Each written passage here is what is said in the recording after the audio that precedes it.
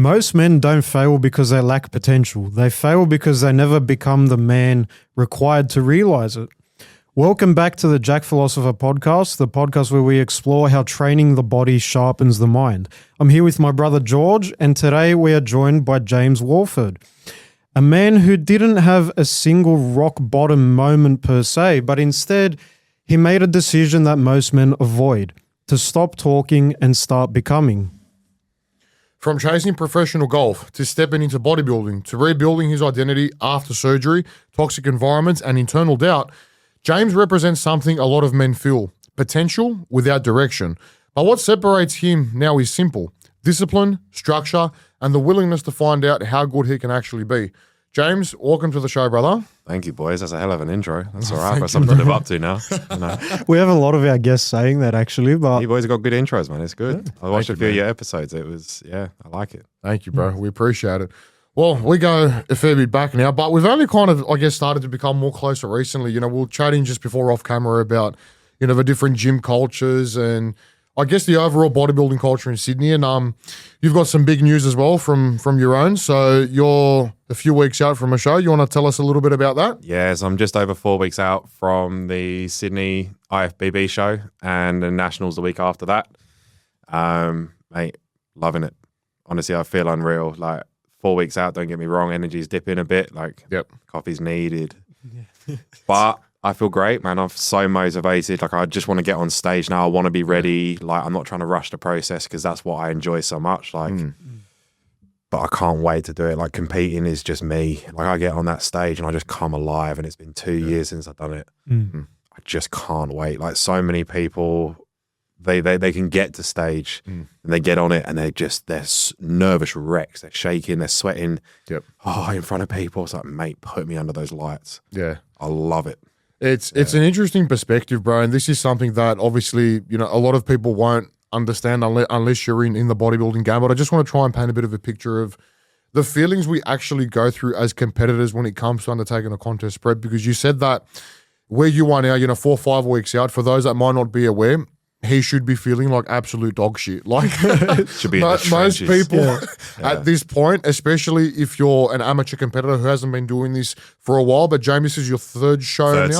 Third season. So he's got a bit of experience under his belt.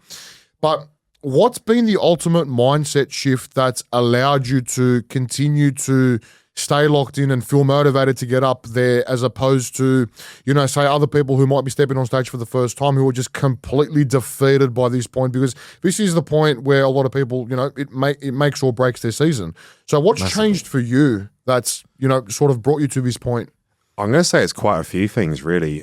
I think one of the big things that's really stuck with me is the outcome isn't what matters. It's still important. You still need to believe in what you're going after, but people put so much identity into the moment of stage. That one day, that the entire 12, 16, 20 weeks leading up to it is just part of getting to it. Whereas when you actually dial it back and you bring it even to the point where you come out of prep, off season, enjoying that process, and at the end of the day, the show day is a bonus.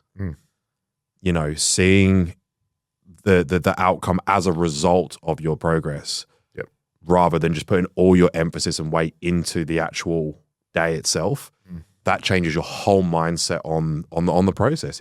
As we all know in bodybuilding, it's not just 16 weeks of prep where you try. It's 52 weeks.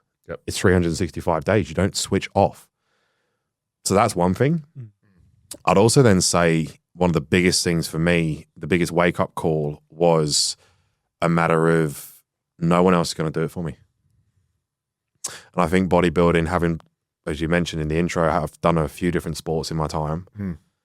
Bodybuilding is one of the only sports, I reckon, where your results are a direct reflection of your efforts. There is no shortcut. Time, patience, energy, discipline, everything weighs up. You can't bypass it.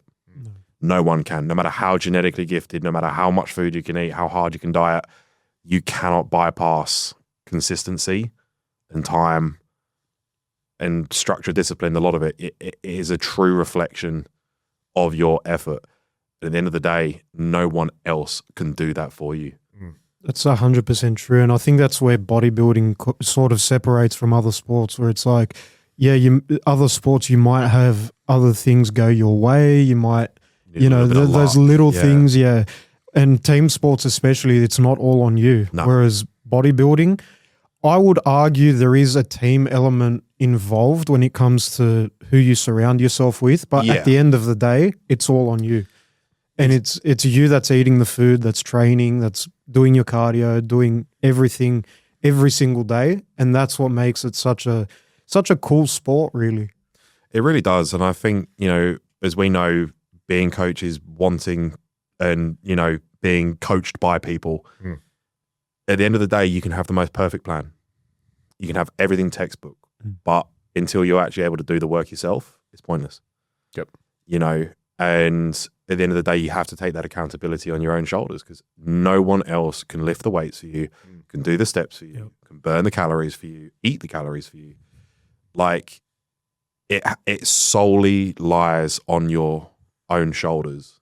And that was one of the biggest mental switches for me. It wasn't that I was waiting for something else to happen or someone to hold my hand, but it was a matter of, if I want to turbocharge my progress, I'm the one who has to install the turbo. Do you know what I mean? Like, no one can take that off my shoulders, and no one can boost me more than myself. Yeah, and it keeps you honest as well. That's where I think the sport really stands out. It really humbles you down to a point where, as you said, there's no one there that's going to do the work for you. And I think that's something that we can draw into other aspects of life. This is why, I'll continue to say that I think bodybuilding, if you want to become successful in anything, then I think having a route like bodybuilding, or improving yourself in the gym, some sort of physical aspect of fitness where you're consistently challenging yourself and keeping you honest, it's literally the blueprint to success in any avenue of life. And I won't be afraid to say that. Like, it's not me just being so, biased towards bodybuilding, but it's true, right? Because what else can you see that holds you that accountable? I don't think it's just bodybuilding per se, but I think it's just the pursuit of physical development. Yeah. Because at the end of the day, what we do in competitive bodybuilding is, I don't recommend it. Oh, yeah. I don't recommend people to undertake competitive stage bodybuilding, because in terms of, it's a lot of, it's not healthy for you in the long run. Like, okay, it's not going to kill you, but the point is, physical development is where the tools that you learn and get shaped through that process, you can then translate into so many areas of life. And I've always believed as well that whenever you see someone who's actually in shape, whether that is a bodybuilder, whether that is someone who's just ripped, someone who's, a marathon runner, whatever their purpose of fitness is, when you see somebody in shape, and particularly perhaps you could argue a bodybuilder that's built muscle, there is an instant mental recognition of that person has something together in their life. Yeah. And it doesn't matter whether they are 120 kilo jacked bodybuilder or whether they're an 80 kilo gymnast or calisthenics person. When you see someone that's in that kind of physical condition, even people that don't go gym, let alone bodybuild, instantly recognize and associate that with discipline and structure and achievement. And it's on a subconscious level. Like, I've actually spoken about this idea before, where it's like, when I was fat, people weren't coming to me for advice. They weren't, I don't feel like I was respected. Whereas, I got in shape, built a little bit of muscle, got lean, and people are like, they come to you, they gravitate towards you, because it's like, okay, this guy's got something together. The reality could be completely different, but at least I've got that, right? You're almost a walking billboard. Well, yeah.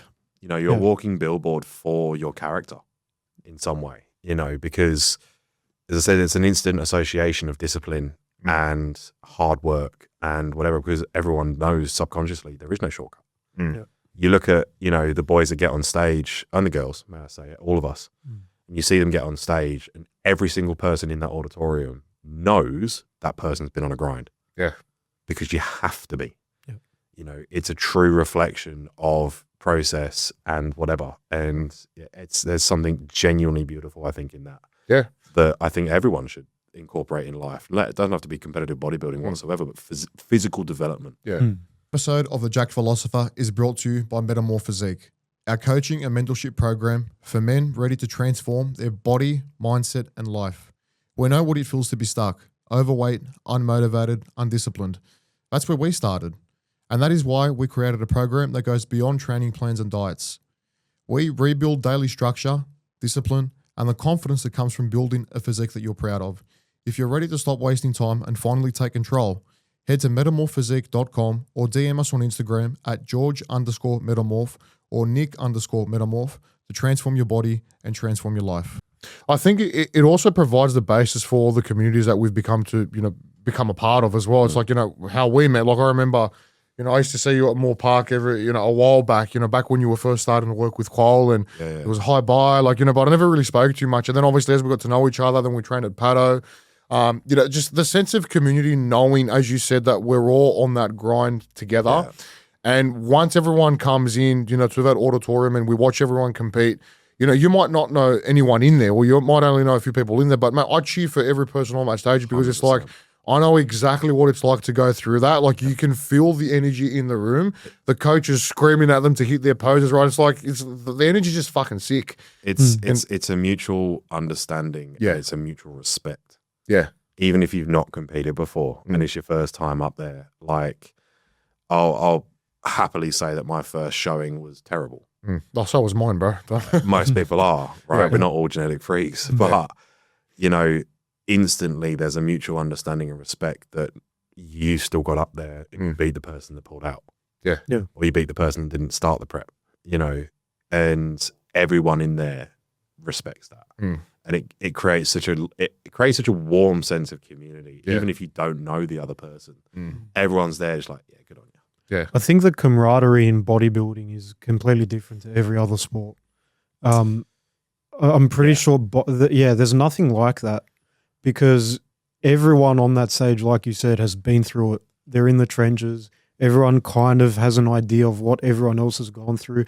Obviously, everyone's prep is slightly different, but there's a basic understanding, and that just kind of builds camaraderie, builds friendships, and it's an amazing sport.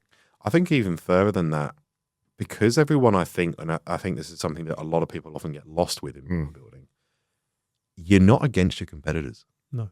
You're against your previous self. You're against your previous self because there's nothing you can do about who's on stage next to you. Yep.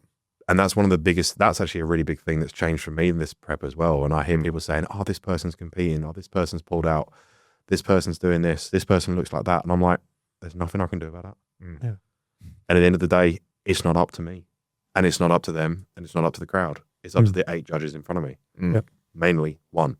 So again, it's removing that focus on the outcome because I could be the best person on that stage. But if the judge doesn't think so, it doesn't matter. Yeah. So why am I going to tie my identity and tie my success of a prep, of a show, to someone else's opinion? At the end of the day, it is a subjective sport, And when you lose that focus, I even had my cousin message me this morning from the UK who said, oh, how are the rest of the people looking that you're competing against? I'm like, it don't matter. There's nothing I can do about them.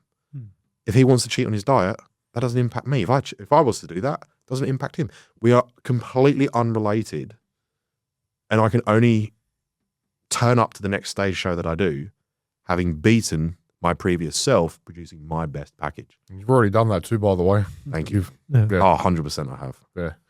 So let's backtrack a bit, right? Because obviously now the James that we're talking to would have been a lot different from the James a few years ago, right? When you first started, or even before you got into bodybuilding, right? By the way, guys, this is the outcome of a process that someone has been working on for a long time. Very few people just will come and say that they are, completely locked in. This is what they think. They don't care about any external factors. This is what's developed as of the process of someone continually working on these things, right? So I want to try and backtrack a bit and, how did this mindset actually come to light? Because obviously when we all start, we all have our moments of self-doubt.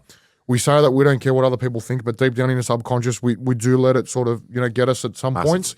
But how did that journey actually start for you? You weren't always into bodybuilding. You had mentioned, we touched over the fact that, you started doing golf at one point. So how did you find yourself from, playing sports in general to then finding bodybuilding? Take us through a little bit about that. It's quite a big story. So That's what we're here for. growing up, I've always been sporty. I played a good level of football in the UK, and my family were golfers, and I was quite talented at golf as well. Did you play off scratch? Played below scratch. Oh, sick. wow. Yeah, I got down to +2 on my lowest. I was competing nice. in all the amateurs in Australia and stuff. And Fuck yeah. I wanted to turn pro. Yep. Now, golf is a sport where you need a lot of money. Mhm. I wanted to look at scholarships to America, but I couldn't afford it for college. Yep. Would I have been the best? Probably not, but I wanted to give it a go. It is a very solo sport, which again, I think is what has related me into bodybuilding. Yep. But you need money. You need connections. You do need luck. You do need, it's a lot that goes into that. Yep. And I, at the same time, had always been into the idea of enjoying fitness. I liked the way that someone who was fit, the way they looked. So there's an aesthetic appeal to it. Yep. I liked the idea of the hard work and the discipline behind it, but nothing to do with bodybuilding. To cut a long story short, for a very toxic relationship when I was 20, 21, someone who basically convinced me that I need to get bigger. Don't worry about that.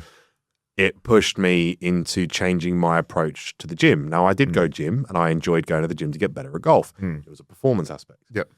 I found out I was quite good at it, not in terms of I wasn't trying to build muscle then, but I did. I developed a bit of strength, and I developed some muscle, and I enjoyed how I looked, and I could almost argue I enjoyed the attention it got as well, like we spoke about, is that kind of a little bit of respect you get from it, right? But I wasn't big by any stretch. I was still probably under 80 kilos. And then basically, when that relationship ended, there was a part of me, I moved from Orange to Sydney. I was pretty much down here on my own. Yep. And basically there was a part of me and just a bit of vengeance and stuff in the relationship. It didn't end well. And it was a matter of, I'm going to show you just what I can do and prove you wrong. And I started really pushing, going gym, eating well, not even thinking about competing, anything to do with that. This is 2019, 2020. Yep. Was it COVID? But that was right around the same time. But we went through the same period in the same shit during the same time. That was the exact time when I started mine because of the same reason, bro. Yeah. And I started pumping gym, and I found the routine of work, gym, eat, sleep. And I was on my own during COVID because the housemate I'd moved in with had moved out. She left, so I was by myself. That's all I had to do. I loved it. Yeah, this is fun.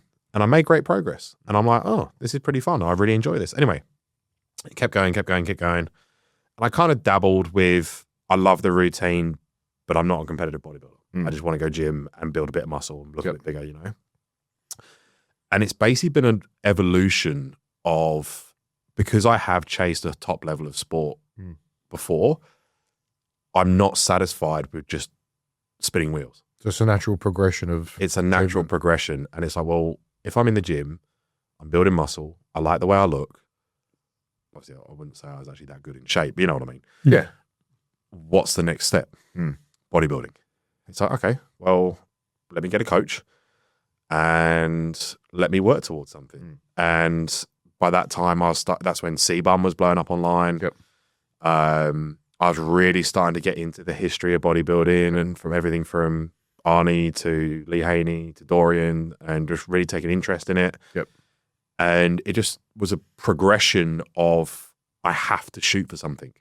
I need to have a goal to aim for. I can't just go gym and be like, oh, let me do 12 weeks of bulking and then cut and see how I look. I needed to have something to aim for. And then it basically led me into getting in towards my first show in 2023. And I would probably argue that prep, and again, look, I was not disciplined enough. I wasn't in shape enough. First showing, whatever.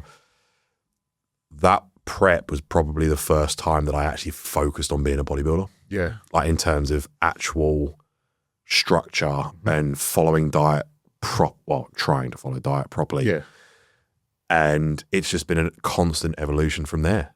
And it's just a constant mindset upgrade of, I have a new level to reach. I have a new self to beat. And I got to be honest, I'm going to shout him out now. I have to owe so much to my current coach, Kyle.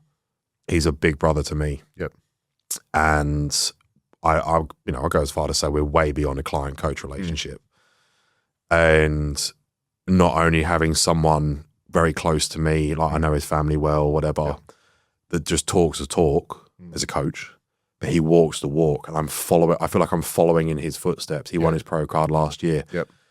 Like, I owe so much to him for having, and the philosophical chats we have about the mindset to do with bodybuilding, the way he's rewired my brain, let alone these are calories, these are training like a coach does, right? It's so much more on top of that. And that's the biggest thing that I've noticed as well. When I started working with a coach, and you do need a good coach to be able to extrapolate what you just said out of this, and there's very few that are capable of doing that, and Kyle is one of them. You know, I've been following Kyle for a long time too. I'd actually had a consultation with him before I started with Flex Coach George. But at the same time, I was talking to both coaches, and I just ended up going with Flex. But yeah, you know, I could see the same thing even from what Cole posts, and as you said, the whole mindset behind it. You know, even all the flex boys as well. You know, Dean, you know, George, you know, all those top lines of coaches. Yep. It's so much more than just here's your PEDs, here's your diet, here's your training. You know, it's about it's self-development. Exactly. It's self-mastery. You know, it's how can we continue to improve on all the aspects, because by the time we even start working with those coaches, or as you start to build a relationship, you know, we all know how to train.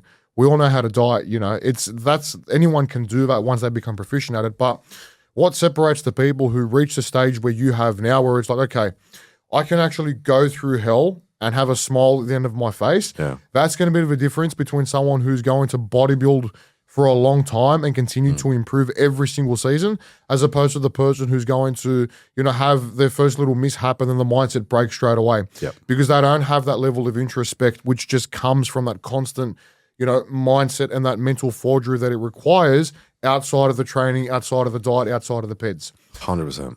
And it's really cool to see that you've experienced that with Kyle, because, you know, I've had a very similar, you know, experience with George. And, you know, I love that, bro, because it just, like I said, it just adds to the thing that bodybuilding gives us outside of the physique. Massively. You know, massively.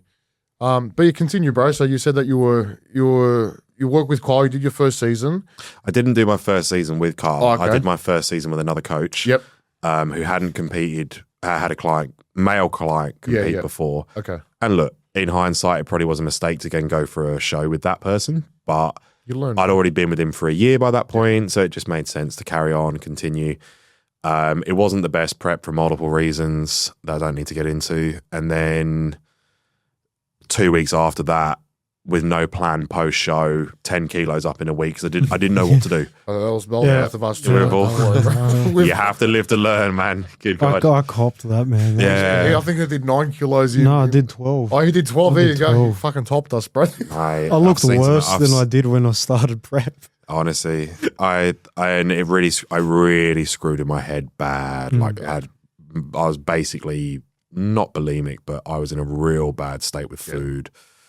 Anyway, jumped on board with Kyle because I'd actually known him from the gym before that, and he then actually had moved up north, and we'd been in communication about a few things. He basically said, "Bro, come on board with me, man." And I jumped on board with him, and honestly, in terms of my bodybuilding, it's the best thing I've ever done. Yeah. And in fact, I was actually having a conversation with him, maybe even yesterday morning, about having that support network around you. And having a coach like that where, not to name names, but I know someone who's pulled out of this season because of a breakdown in relationship with his coach, that they've left, gone somewhere else. Right. And there's been a load of drama, and he's pulled out because he's not feeling mentally okay after everything. And instantly when I thought about it and I heard that from this person, I straight away just went into myself and I went, I am so lucky to have the relationship I have with my coach. Like, even to the point where, you know, my goal is to turn pro. I'm not saying it's this year. Yeah. Obviously, I'd love to, but I'm not saying it's this year. My goal is I will turn pro. I know I will, and I'm going to keep pushing till I do. I'm not going to get a new coach when I do. Because why would I need a new coach when I have the relationship with the person I have? I have the foundation and the structure and the history and the friendship that's what you need. You know, if, for example, let's say I turn pro and all of a sudden I want Adi Rambold as my coach. I don't know this person. He don't know me. Yeah, okay, he's coached Olympians, but why would I sacrifice all the relationship that I've got in terms of my support network with someone who's unbelievably talented in that industry, plus everything else, just for the sake of a name? Exactly. You know what I mean? And it's not that Carl's not a big name. Carl is a big name, especially in this country. But having that structure of foundation behind you is, I think, is one of the biggest rocks of my development. You know, and that stems over into all the other people around me at the moment as well. Absolutely. And it's something that I don't think people place enough emphasis on, which is why we see so many young, amateur athletes as well consistently, coach hopping. It's like no coach is going to provide you with the magic formula. You need to be able to put in the work yourself. And as you said, I think that's an accountability issue on their own part. I think it's multiple things. It is multiple things. Yeah, of course. Absolutely. But as you said, and I respect that a lot too, bro, because like I said, it shows loyalty as well. Yeah. And the fact is, because you're able to keep such an open communication with your coach, he will get to know your body as a result, and you will both work together to find what is best for you. And that is something that, like I said, any coach that is knowledgeable enough and obviously proficient enough with his practices as a coach, it takes two to tango, right?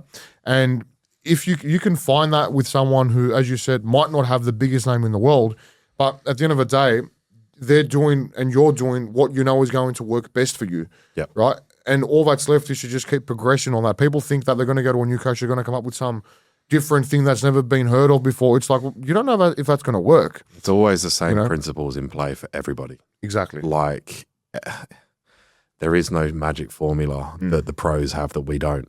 That's one of my big things as well, being surrounded by someone like Carl, who is a pro, who is in that network, who's competing at the biggest things, coached by a coach who also competes with the biggest athlete, or perhaps the biggest athletes.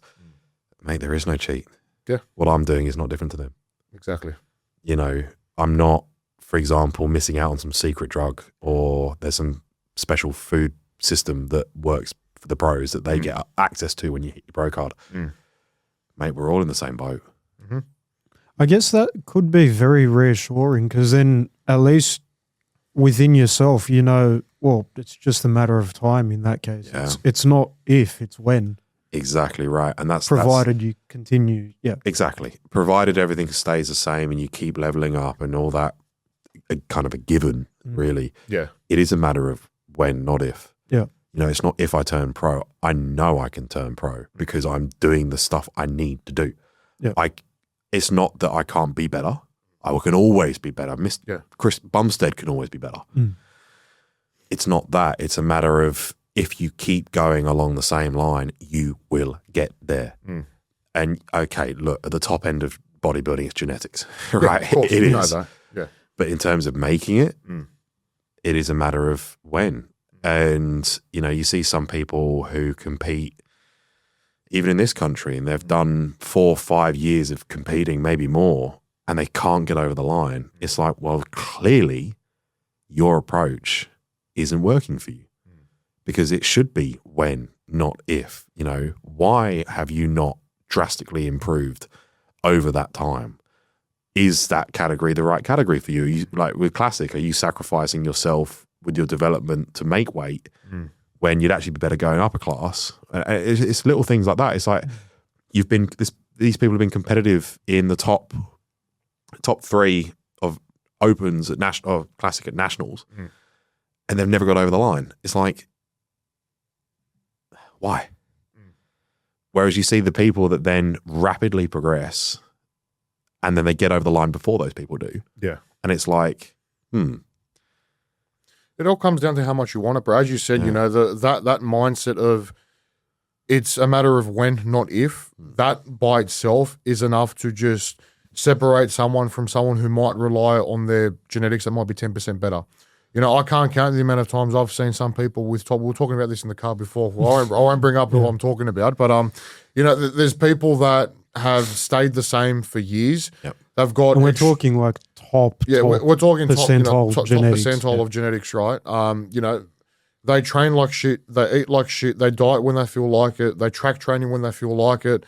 They do a 9-week prep. Yeah, they get shredded because their genetics allows them to, but they never make it into that top call out, or they never get compared next to the best because they've just stayed stagnant because they don't want to do the necessary things that we who don't have as good genetics have to do every single day.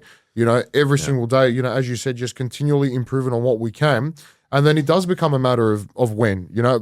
If you had asked me 5 years ago, bro, would I imagine myself even stepping on stage? I'd be like, bro, I'm 150 kilos. What the fuck are you talking about? It's like, it's so far-fetched. But then I realized, well, if other people are capable of doing it, what's stopping me other than myself? I just have to do better than everyone else who's, putting in half the effort. Like, yes, everyone can lose the weight. But then it's like, what's stopping me from taking it to the next level? That's why a lot of people think that, it's impossible. No, it's not impossible. It's like we're living proof of it, bro. It's so individual. And that's again separating yourself from everyone else and only focusing on your channel, your journey. There was I remember Jay Cutler saying on his podcast about Nasser El Sambati, but I think it was maybe like the 98, 99 Olympia or something. Yeah. And it was a matter of like 3 weeks out from Olympia, and I think they'd done a guest posing somewhere and they'd gone out. I don't think Jay was competing or something. And anyway, they'd gone out and Nasser had cheesecake at Cheesecake Factory. He's 3 weeks out from show.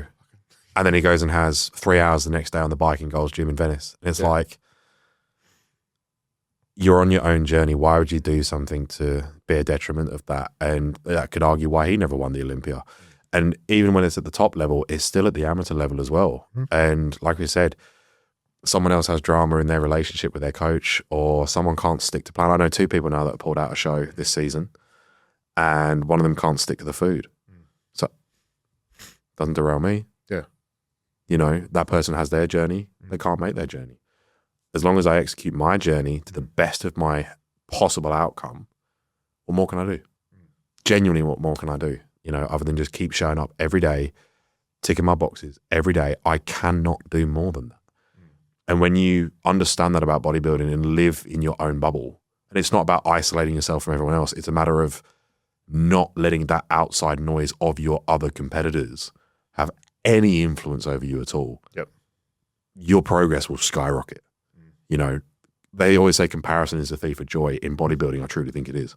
Not just in bodybuilding, in life in general, especially now where everything is about comparison. There's been such a toxic influence on, where we should be, whether it's financially, whether it's with relationships, with careers, whatever the case may be, it's always about comparison. Yeah. And, one thing that bodybuilding has taught us is exactly that, that everyone is on their own journey. And that's something that can be so well overlaid into every single other aspect of your life because it applies everywhere, right? It's pretty ironic though, because from an outsider perspective, think if you had never seen bodybuilding, it is the most, the whole sport revolves around comparison. But the bodybuilders are the ones that understand that it's a lot deeper than that. It's comparison for the judges. It's not comparison for you. Exactly. And that's the most important distinction because there are people, I'm sure there are bodybuilders out there that are in it just to compete, just to beat the person next to them, but they never get far.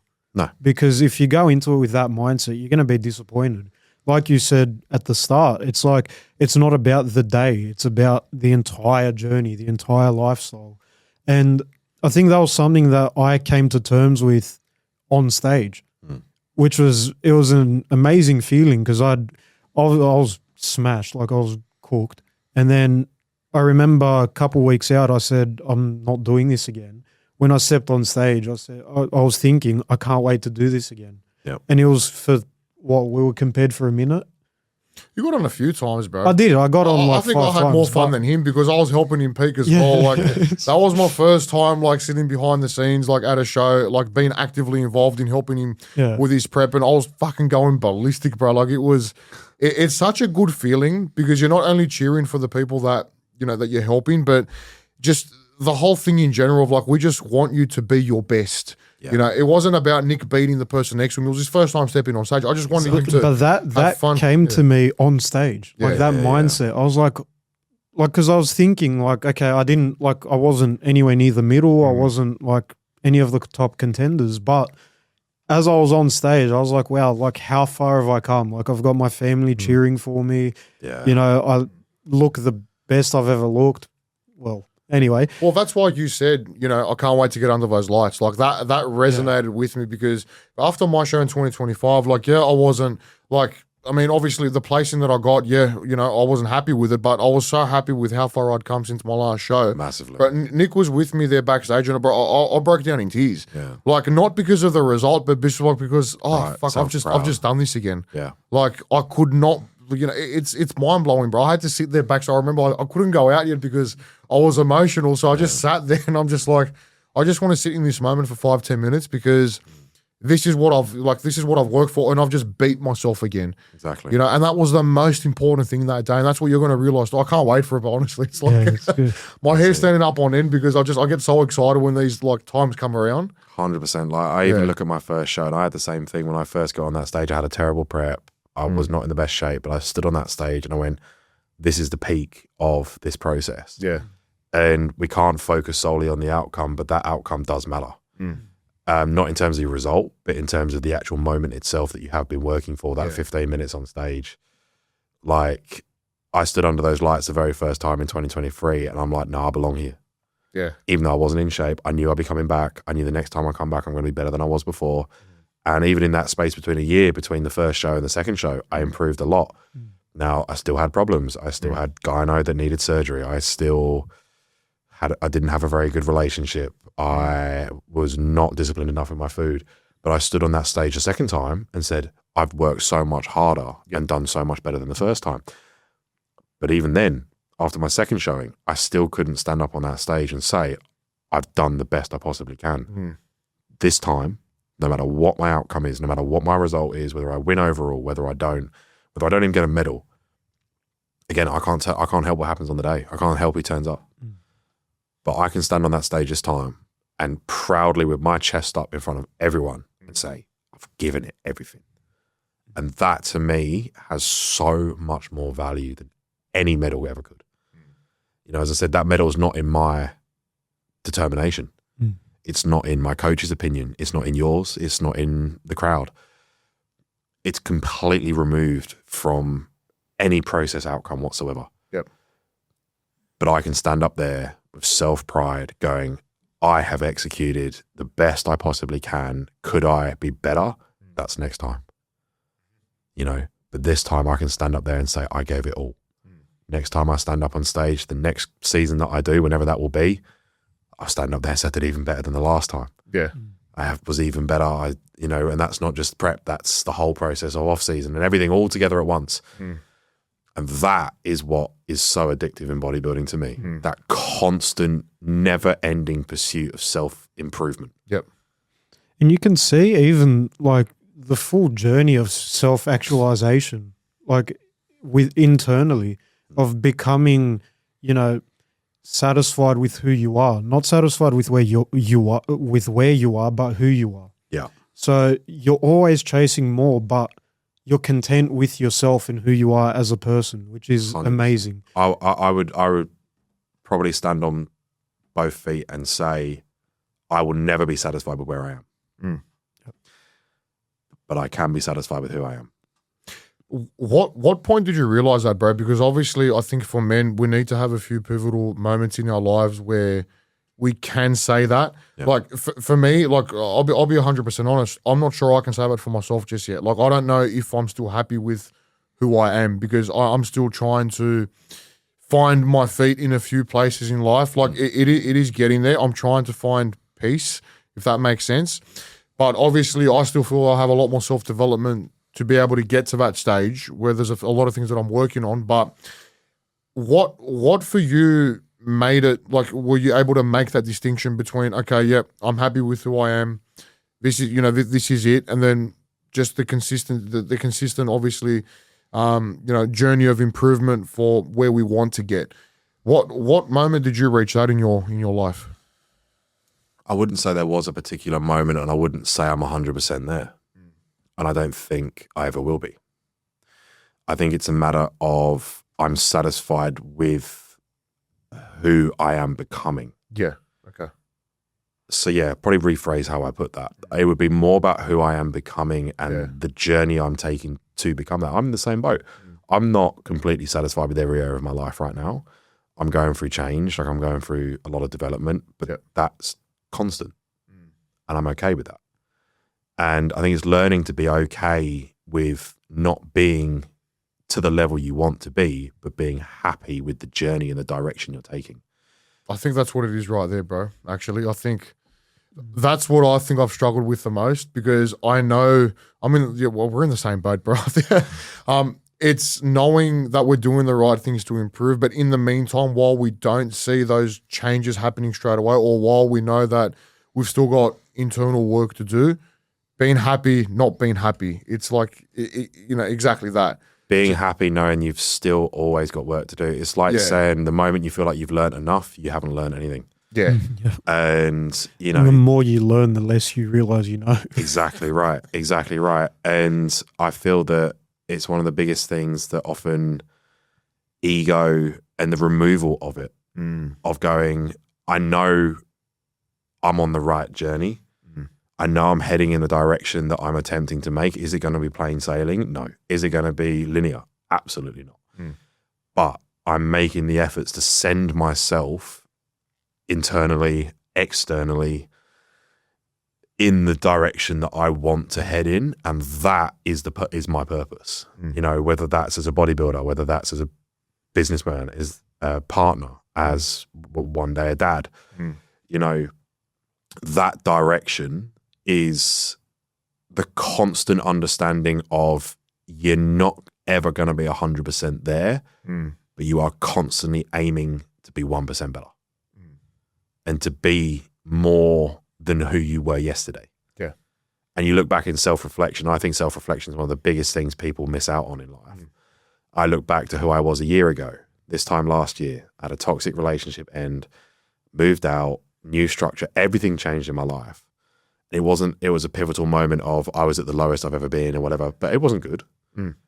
But I then look back at 5 years before that and I was even worse. And it's a gradual progression, but it's always progression, and it will continue to always be progression. 40, 50, 60 years old. And I can probably sit back at 65 with grandkids and retirement and be like, you know what? Now I really feel like I've made something. Yeah. I think that's what it comes down to, bro. You hit the nail on the head there. It's that constant self-reflection. It's always saying, okay, because we get so caught up in our own progress, we're always thinking about the next thing. What's next? Exactly. We seem to forget, okay, but what have I done up until now? Yeah. Look where at all have the you things. come from? Exactly. Where have you come from? I think that's what's missing and why society is breaking down around us, because people don't take that time to self-reflect. And it might sound like a very simple solution and a cop-out, but I genuinely think that would change the trajectory of society. People are not aware of themselves and not aware of the impact they're having on others by not being aware of themselves internally. Massively. And I think also there's then a gratitude and stuff of things as well. People, if you look back in a longer period of history, people are like, oh, it was better back in the day. And it's like, well, there was also in the 1500s, everyone died of syphilis. Yeah. Well, yeah. And 150 years ago, didn't have electricity. You want to go back to that? Yeah. Really? It's like, okay, when you actually zoom out and have a look, it doesn't matter how far back in history you go. Each generation had their own problems they had to deal with. Yeah, it's never going to change. It's never going to change. Is it accelerating at the moment? Yeah, you could argue it is. But if you look back to where we were 15 years ago, you had the basic iPhone and you had dial-up broadband still and all this kind of stuff. Even when you look back to it in the fitness industry 10 years ago, 2015, 2016, think about how basic it was. And it's okay to look back and be like, wow, we've really come so far. Does that mean there's positives to it now? Yeah. Does it mean there's negatives? Of course it does. But the point is, it's progression. And when people actually zoom out and have a look externally, they look at themselves internally and they realize where they've come from and they realize the lessons that they've learned in that time, rather than thinking about all the forward of what's next. Look back and see where you've actually developed yourself from. You'll understand yourself so much more. you know, and it's balancing the two. If I want to improve and progress, but also look what I have improved from, you know. Yeah, well, And I think that's the blueprint literally for anything. Like, you know, everything in life. Yeah, it's the biggest lesson. It's the hardest lesson that we'll ever learn, because again, it just requires such a deep level of reflection and introspect that I guess it's probably safe to say they're trying to blindside us from. Like, they're trying to numb us from doing any of that. And we see that through social media, through all the things that we get exposed to. It's all about, what can I get now? What can I get straight away? Not how can instant gratification. Exactly. You know, it's not delayed gratification. Exactly. It's something, it's been the main topic of, you know, a lot of episodes that we've brought up, but it's the truth. And, you know, the more we explore this and we speak to different people, it's like, it just tells us the exact reasons why all these things are so important, you know, why we have to place such a big emphasis on, you know, the internal aspect, you know, finding your internal worth and being content with who you are, knowing that you've got so much more work to do. Because that's what ultimately is going to give you that fulfillment 50, 60 years down the track. Like I said, when you can actually look back over a long period of decades, you know, regardless of what materialistic achievements you have, regardless of what medals you have, but who you've become along the way, who you've been able to impact, who you've been able to help, the relationships you've been able to nurture and develop, and be like, fuck, I've actually done something here, you know? And that doesn't have to apply to financial status either. Like, for me, like, I don't define success by how much money I've made. I don't want to look back in my 60s and say, oh, I made millions of dollars, like, you know, therefore I'm happy, because we've seen success is a matter of perspective. Exactly, because we've seen how many people have everything. They have all the money, all the cars, all the girls, you know, but they're depressed as fuck, and a lot of them end up offing themselves. I actually wrote something down about this. Yep. I thought that would be good to use for here. Yeah, let's hear it. Success is a matter of perspective. One person's definition of success doesn't define success to someone else. Someone from a financially poor upbringing might define success as having all the wealth and riches money can buy. Someone from a broken home might define success as love and stability with a family of their own. That's fantastic, bro. What does that mean to you? What? Success? Yeah. Oh. As a man or me? You. Me. Yeah. Success would look like, I'm not there yet. I'm not going to say I have achieved. Yeah, of course. Yeah. Success to me would be saying that the goals that I have continued to set myself, I have achieved and moved on to the next one. I would say success to me is family, because I would argue I haven't really had one. Like, don't get me wrong, I love my family members, my parents and stuff, but I've always been quite disconnected. Yep. For a multitude of reasons, physically distant from the UK and whatever. And since the age of 4, when my parents split and everything like that. How's it been finding your own way in that journey? Like, obviously you're here by yourself. Well, my dad and stepmom live in Australia, but they're 4 hours away from here. Yeah. And since the age of 11, I've had one parent the other side of the world when my dad moved here. In the moment, when I was younger, especially, and again, moving to Australia at 15, I didn't see it as a big deal. I was young. I was childish, immature. It was like, yeah, cool, new experience. Here we go. This is fun. In reflection, it was a lot more monumental than I realized. And not having a dad around continually as an influence of a male figure played an impact on me in a negative way for many years, and especially as a child, as a teenager. And then moving here and not having a mum around me also then had an impact on me. And I look back and I don't know any different at the end of the day. I can't say what my life would be like if I'd stayed in the UK or whatever, because I moved here at such a pivotal age. But it has probably contributed to where I am in a sport like bodybuilding, which is individual, because I have been, quite frankly, individual. I'm an only child. Yep.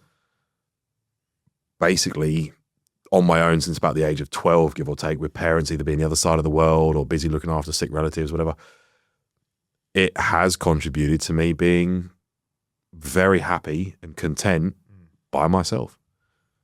And that's not a problem. So going back to what you said about success, I think success for me would be in my own family and having the most amazing partner and wife or future wife, and having the relationship with my children that I feel I never really got with my parents, and having that together family where, you know, especially in this country where I don't really have family, that to me, no matter money, materialistic, career, bodybuilding, that's wonderful. I'd love to achieve all of that. But to me, the true definition of success would be a family. Yeah, I love that, bro. And that's pretty much, you know, that's, I think all of our goals as men, you know, men that actually try and seek true fulfillment. Because when we think about it, right, you know, that's ultimately our job. It's our purpose. You know, it's our purpose, right? It's to procreate, you know, to have a family, to be able to raise our sons and daughters in our footsteps, you know, hopefully being good examples to them. And then I don't think it's just a physical act of making it happen. I think it's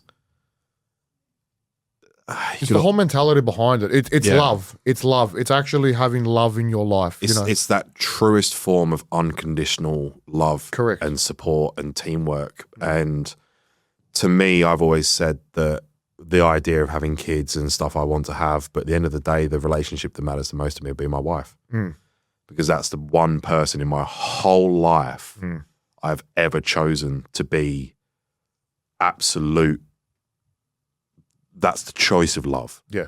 Parents, you're forced upon you. Your kids, you're kind of forced upon you in terms of like that love and support and everything like that. It's a responsibility. It's a responsibility, and it's to be upkept, and it's extremely important, and it's very, very valuable and extremely special. The one person in your life that you actually actively choose to build with and grow with, that's your partner. So to me, they've always said, oh, what would you do if, you know, your wife, your mum, your kids, who's got the priority? Wife every day. Yeah. And I think part of that also probably does come down to the fact that I did spend a lot of my childhood and growing up alone. So the idea of having someone else with me is extremely valuable. Yeah, of course. But at the end of the day, when it comes to the goals in life that I want, you know, having that one, C-Bum said the cheat code of success is a relationship. Yeah. I was listening to his podcast with Chris Williamson on the car on the way over. Yeah. I listened to that a couple of weeks ago, actually. I love that podcast. And I couldn't agree more. Like having someone who truly loves you for who you are, no matter what you have achieved or don't achieve, or in the process of building or not building, that to me means more than anything else in the world. Yeah. And the idea of having that is the most valuable thing I could possibly ask for. I agree, man. I think that's the ultimate goal. And, you know, like you said, I think C-Bum, beyond the bodybuilder, has been such a good role model for men like us who are really trying to find their way and are in that same competitive aspect of consistently wanting to improve, consistently wanting to check the boxes, but hang on, drop the ego for a second. What is the real goal here? Yeah. You know, and then him being able to even take a step down from the amount of accolades that he's reached, you know, within the sport, to be like, okay, this is actually my priority now. You know, and you can tell he's fulfilled. And it hasn't been easy. You know, he's gone through the struggles. He's gone through the vulnerabilities that he's had to go through. But, yeah, that's ultimately, you know, all of our goals. You know, I think that's what we all want. And I think being on that path of consistent, you know, self-improvement and knowing when to drop our ego, you know, all these things I think help build that character, which then enables us to be able to build with someone else. Yeah. I think it's a necessary part of it. And that's what I also love about the journey, because that's what kind of doesn't make me scared, because I'm the only one here that's single out of the three of us. But I know that the process of me building myself in the moment is preparing me for that other person to enter my life. And that's what I'm excited for, you know, because massively. That's what all of this has given us. You know, that's my ultimate goal too. That's what I think keeps us from being depressed, you know, which is what a lot of people are. I genuinely believe that with myself, if I was to trade in over my whole life, all my success, all my career achievements, money, riches, holidays, experiences, I would trade in everything for the right woman. Yeah. That's just who I am. Like the idea of having that one true person, but then there's also the beautiful gift of being able to share all of that. Yep. Success, riches, money, fate, everything that you want as an individual, having that one person you want to share that with and arguably do it for. Yep. To me, that's the most unbeatable thing in the world. I love that, bro. Absolutely. Yeah, I agree 100% with that. I think part of it as well is because I never got to experience it growing up because my parents separated before I even remember. So I never got to see it. Yeah. But I love how you've come to that, because usually a lot of boys in your situation, they wouldn't have that perspective because you haven't been around it, right? But I think because I haven't been around it, but I have seen others do it. Yeah. I see my mates' parents. I was the only kid growing up in my friendship circle that didn't have parents together. Yep. I was the only part of the family where the parents were separated. And I saw the other families have that. And there would have been, when I was younger, jealousy. Yeah. 100% there was. But I didn't know different. But there was also ambition. It's like, I want this. I want to create this. Yeah. You know, it's like what you said before about your bodybuilding goals. You know, it's like, I know that I will do this. You know, I have to set myself that next goal, right? Because, you know, we need to have that there. And then for you, like you said, you know, we're seeing those other kids with their families. Or you mentioned before off camera, you know, being around the Greek culture as well. You know, this is where we can, I guess, where we can resonate, because we've grown up around that. You know, family is everything to us in our circles, you know.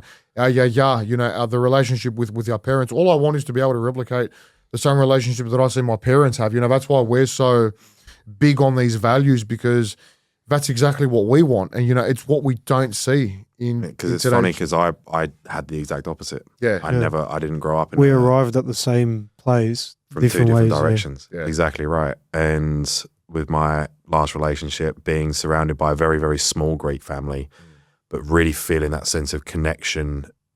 And as I said, growing up with my family, I loved them to bits. So they were great for me, but I was always distant due to physical location, due to, you know, I was the only child, due to the fact that I was with a single mum who technically wasn't that part of the family. It was the other side, but anyway, that doesn't matter.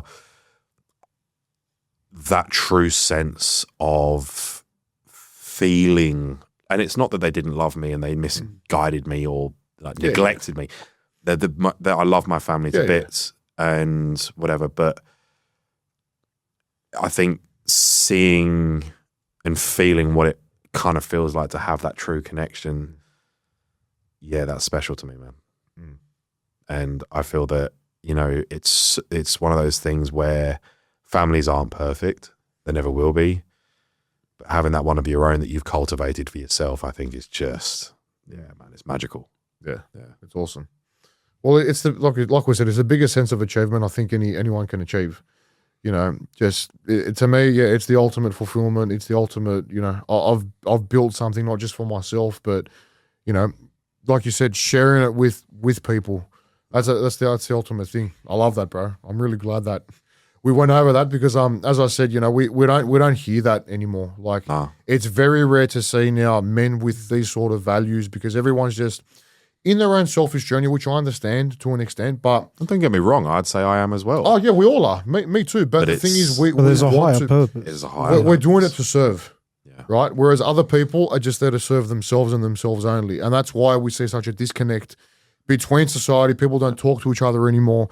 You know, people don't know how to communicate. Couples can't communicate with their problems. You know, there's no openness. The amount of couples I see that lack that foundation, that lack that ability to communicate, not just between themselves as couples, but with other people individually.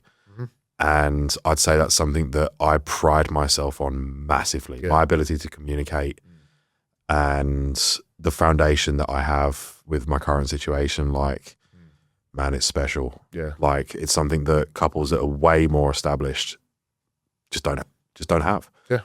And, you know, it's so important to have that underlying strength and unity, and that everything just feels right. You know, and everything's going to work because it's wanting to be worked, you know. And that goes down. I've even then brought that dynamic into the relationship with my parents, which has always been quite strained. You know, I've had conversations with my parents in the last month or so where I have pulled them accountable, not for wrongdoings necessarily, but because of the situations in history and everything like that, where I have always been distant from my parents and they've always been distant from me, and they're much older than me, and, you know, it's different generations and it was kind of more acceptable then, and I've pulled it up and I've communicated and I've voiced how I feel, and there's so many people that can't do that with family. And at the end of the day, I think that is what then redevelops and reconnects things that are broken, but also then builds and strengthens those that are together. Absolutely. Bang on, bro. Yeah. No, that's massive, man. And like I said, I appreciate you sharing that with us, bro, because it's a very important thing. It's probably the most significant thing of, anyone's life is being able to communicate and just, like you said, share things with people. That's ultimately what the human species are here to do. We're here to be with each other. Yeah. In order for us to do that, we have to be able to, number one, be vulnerable, be able to communicate, and just accept that we have to go through things together. That's what we need to survive as a community, as a society.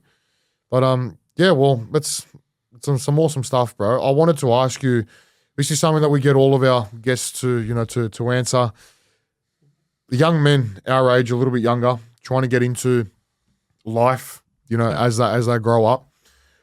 What piece of advice can you give to them based off your own life experience as to, how they can start something? How can they be more confident in themselves? And if they're really trying to aim for something, how would they go about, setting those goals? What is the number one piece of advice you would give them? I have a quote. Awesome. Which I think... Look how prepared he's come today, man. Yeah, man, I made effort for this shit. I made effort for this. I love that, bro. Yeah. The real question isn't whether you're good enough, it's whether you're brave enough to find out how good you could be. Mm. Yep. I think... It's the Churchill quote, right? No, that's not Churchill. That's not Churchill. Churchill's quote is, if you're going through hell, keep going. That's the yeah. I actually don't know who made that quote. It's a matter of, first of all, failure is not a problem. Failure is a lesson. You can't win. You have to lose to understand what winning means. But in terms of, there's several avenues to this. One of them that's been really big for me this year, really big saying, I even felt like getting it tattooed at one point. Make it happen. It's all well and good talking. It's all well and good dreaming. Yep. It's all well and good, just wishful thinking. If you want something, make it happen. It doesn't matter what it is. It doesn't matter what it is. And that's every avenue of life. Make it happen. It will not happen for you. Whether and that's to do with anything you want to achieve with any goal, no matter how big, no matter how small, make it happen because no one else is going to do it for you. But then, it's not a matter of are you good enough? It's are you brave enough to find out? I think that mindset in and of itself is what moves the needle forward, being okay with finding out, being okay with falling, because you're gonna stuff up, you're gonna fail. Life is not linear. No. It has to go up to come down, and it has to go down to come up. Because, exactly. And then there's also then the appreciation of when you are up, you then appreciate the up because you were down. Yep. And it's a never-ending, constant evolution. Yes, and as we said, you zoom out, it's an upward trend. Yeah. But that upward trend is not straight. No. It's like that, bro. And it may be deeper than it is more up at times, and that's okay. It's all right to give it a go, and it didn't work out. As I said, I've tried my hand in 2 sports, one of them particularly in golf. Didn't work out for me. And was that tough? Yeah. I put so much time and effort, and I spoke it into existence that people got bored of it. Yep. But it didn't work out for me. I realigned myself, and I'm now into bodybuilding. I'm now speaking this into existence. Mate, who knows? Maybe this doesn't work out for me. I'm not in control of that, but I'm going to give it a damn good go. Exactly. And if it doesn't work out, then I know I'm going to do something else, and I will keep going till I believe I'm on the right path? Yeah, I do. But it's okay if I'm not. And that's one of the things. It's okay. Yeah. It's all right. It's the biggest thing, bro. It's, at the end of the day, like I said, there's no one that's going to carve out your path or your trajectory except for yourself. George Adams said to us, you are the architect of your life. Yeah. You get to decide what happens. Yours. It's yours for the taking. Whether you choose to, like I said, just live like this and just bare minimum. And then for some people that might suit them, good on you. But don't complain then, Exactly. Don't complain. To me, it's such a liberating idea. Yeah. When, exactly what you said, it's okay. It's all right. It's amazing stuff. And the it's fact so that, simplistic. Yeah. And I think that's one of the biggest things that people get caught up with. There's some secret somewhere. Yeah. It's the most basic thing. It's okay. It's the same as trying a relationship and you think, I really think this is something special. Okay, people make mistakes. But here's something for you. A mistake implies that you knew what was right and what was wrong, and you chose the wrong. A mistake is not a mistake, it's a move. It's a point of development. Because a mistake implies that you knew what was wrong. You look at a relationship, for example, that didn't work out for you. Oh, it was a mistake to be with that person. No, it weren't. In the moment, that implies you knew what was wrong. If you knew what was wrong, then you've made a mistake. Yeah. Well, that's the difference between, you know, an accident and a mistake, right? An accident is, I was driving, I had an accident, you know, there was something went wrong that I couldn't really do anything about. But yeah, a mistake, it's an active decision. It's a decision. Exactly. And it's okay to choose wrong. It does happen. We are humans. But in terms of doing that, if you then weigh on it as it was a mistake, you're constantly going to be held down and you're never going to move on. You're never going to move forward. If you look at it as, okay, that wasn't my best decision, but I wouldn't be who I am and where I am now without having gone through that, no matter how hard it was. Again, my most recent relationship that ended last year was tough. It had very, very difficult moments. But I don't look back at that with regret because I wouldn't be in the relationship situation I am now. I wouldn't be the human and the man that I am now if I had not have been through that experience. I wouldn't be the bodybuilder. I had to have gone through that. And in that moment, do you realize that? Absolutely not. No. But when you look back and you realize that everything is part of a process, that everything happens for a reason. I am where I am now because of what I went through. And it goes all the way back to childhood. All the way back, you know. And I think it's the acceptance of that that is massive for people. And not harboring that kind of hatred and resent and regret. Because you're never going to move on. Exactly. You're never going to move forward. Oh, my parents did this. I hate my dad for that. I hate my ex-girlfriend for this. It's like, mate, you haven't moved on. You're still being weighed down by it. Rather than looking at it for what it was. Yeah, it was shit. It was wrong. It was horrible. But you are where you are now. And you've grown from it. And that's what matters. You keep growing. So be brave enough to find out. Be brave enough to find out. Doesn't matter how good you are. Be brave enough to find out how good you can be. I love that. Awesome, bro. Well, James, mate, some very, very good insights, bro. And yeah, fantastic conversation, man. That's been a pleasure. It's been a pleasure, bro. Thanks for coming on. Of course, man. Awesome.